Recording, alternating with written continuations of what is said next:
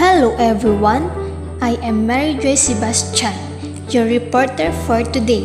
And for today's topic, we will going to discuss learners who are gifted and talented in visual art. So these are the learning objectives of this topic. First, define gifted, talented, and visual art. Second, explain the importance of how we should support artistically gifted and talented in visual art. And third, give at least 3 examples of visual art. So let's first identify what is gifted, talented, and visual art and its examples. So gifted is having exceptional talent or natural ability, and according to Dr. Jim Delisle, giftedness is an innate ability to both detect and comprehend the world complex ways that differ significantly from age-expected norms. So gifted is generally used to describe people with an extraordinary talents or abilities. So ito yung mga bata na ipinanganak na may kakaiba at likas na talento na tumuklas at umintindi sa mga bagay-bagay. And giftedness can be also defined as being an outstanding abilities in one or more academic subjects such as math, science, geography, history, English, and many more. While talented is having a natural aptitude or skill for something. So, talented children ay sila yung mga bata na may kakayahan o skill sa mga bagay-bagay. Ibig sabihin, yung skill na yon ay kanilang natutunan. So, the differences between gifted and talented is that gifted is an innate ability while talented is having a skill for something. So let's now move on the visual art. Visual art are the forms that create works that are primarily in nature. So visual art are the arts that meet the eye and evoke an emotion through an expression of skill and imagination. And from the word visual, ito yung mga arts na ating nakikita. And ang mga halimbawa nito ay ang mga ceramics, drawings, paintings, sculptures, crafts, printmakings, photography, filmmakings, architectures, and many more. So those are the examples of visual art. And let's talk about the characteristics of gifted and talented learners in visual art.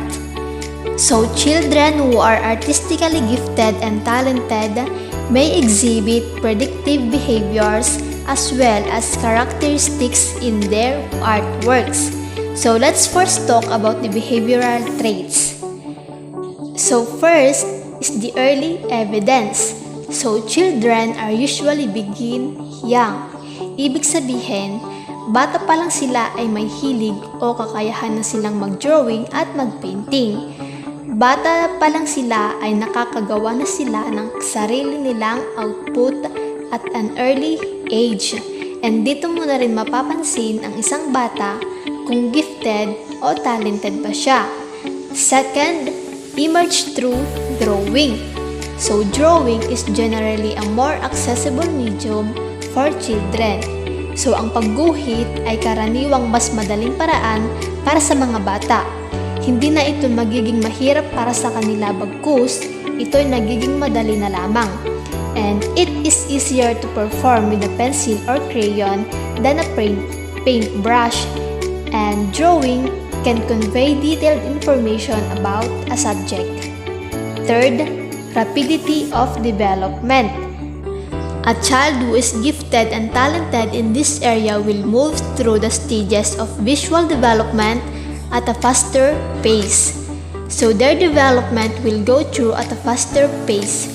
They will experience showing a fluency of imagination and expression. Their ideas can get faster. Their ideas get fast enough and don't need stimulation. So hindi na nila magawang mangopya sa gawa ng iba because they have already faith in their ideas. Fourth, extended concentration. So children who are artistically gifted and talented stay with project longer than other children. So they often see more responsibilities in the task than they have selected or have been assigned. So dito, mas pinagtutuunan nila ng pansin ang kanilang ginagawa o project kaysa sa iba. Fifth, self-directedness. The child can be very expressive but only if the experience motivating him or her to create is personally meaningful. So minsan, ang mga gifted at talented in visual art ay hindi madalas sumasagot sa klase. They are rarely respond well to classroom activities where the teacher set the topic. Pero pagdating sa art, nagiging responsive sila. Why? Because children who's artistically gifted and talented live their art. Parte ito ng buhay nila. They are self-direct because their work is intensely personal and shows integration of thinking, perceiving, and feeling. Next, fluency of idea and expression. From the middle elementary on, visual and conceptual fluency is particularly evident in students who are gifted and talented. So gifted and talented's ideas and expression are continuously developed. They getting broader ideas and express their feelings as they getting older. Moreover, they can get their ideas down fast enough as one idea leads to another. At last, calculating capacity. So the child who are gifted and talented has a superior ability to transfer past information into a new context. So they have the ability to transfer past information into a new context. For example, a child who has achieved a certain level of mastery in figure drawing can tap that ability to render figures in clay. So, yung gawang figure drawing ay ginawa niya din o nag-form din siya sa clay. And those are the characteristics of gifted and talented in their behavioral traits. And let's also talk about the characteristics of gifted and talented's artwork. First, verisimilitude or realism. Develop the desire and the ability to depict people and other subjects from their environment at an earlier age. So, yung artwork nila ay dapat realistic o makatotohanan. Second, compositional control. The design elements and principles contributing to composition, color, space, and movement are handled with greater sensitivity by the students who are artistically gifted and talented. So, their artwork must have a greater sensitivity and it must be controlled.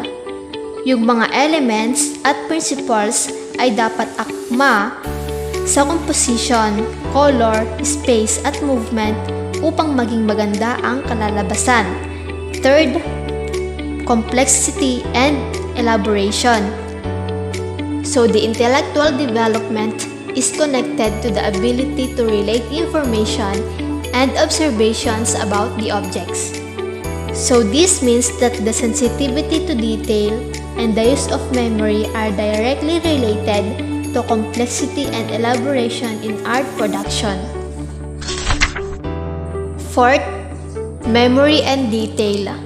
So students with artistic gifts and talents are interested in detail and are more inventive in their drawings and sculpture than the other children.